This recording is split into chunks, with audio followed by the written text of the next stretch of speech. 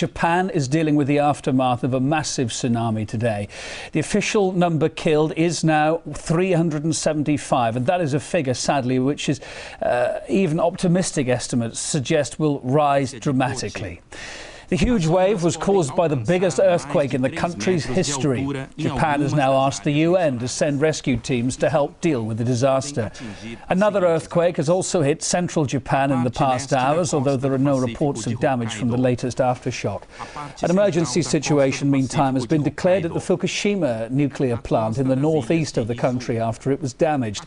The pressure inside the reactor has been rising tonight, raising fears of a radiation leak. However, Japan's nuclear safety agency says to try to reduce the pressure, radioactive vapor may be released, and that poses no risk to humans or the environment.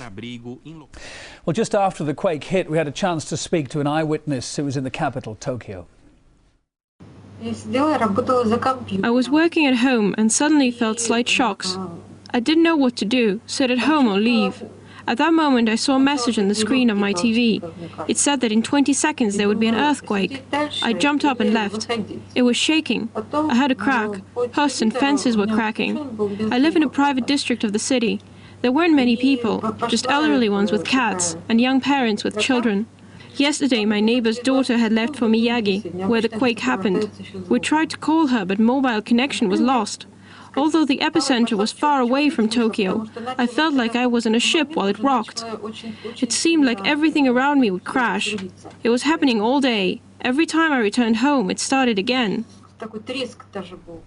Radiation levels, as I've said, are rising at the Fukushima nuclear plant after a cooling system there failed following the earthquake. Japan's nuclear safety agency says that radioactive vapor may be released to reduce the pressure. They're also saying it poses no immediate danger to the public. Alarmingly, though, the situation does bear striking similarities to the build-up ahead of the worst nuclear disaster in history at Chernobyl. Our correspondent Alexei Rozhevsky has more from the Ukrainian capital, Kiev.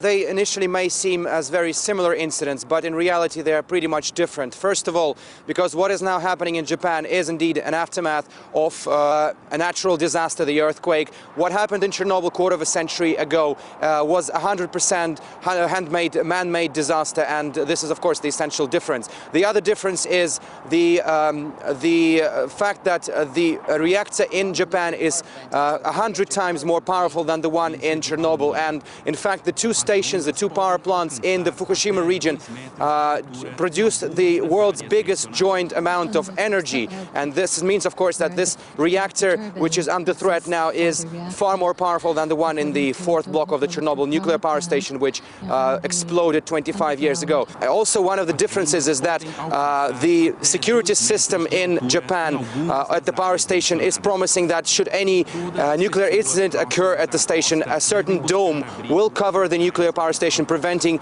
any leaks into the atmosphere, something which is of course missing in the Soviet era at the Chernobyl station, and that's why the whole continent basically suffered great consequences. But at the same time, we also heard that basically the automated security systems went on after the earthquake at most of the power stations across Japan, except for Fukushima, and nobody knows whether this will be the case, whether the automated security system will work should any nuclear incident occur. The worst case scenario is much more grave than what happened after the Chernobyl fallout. According to several experts I've managed to have a word with already here in Ukraine, and just read some interviews on the internet as well.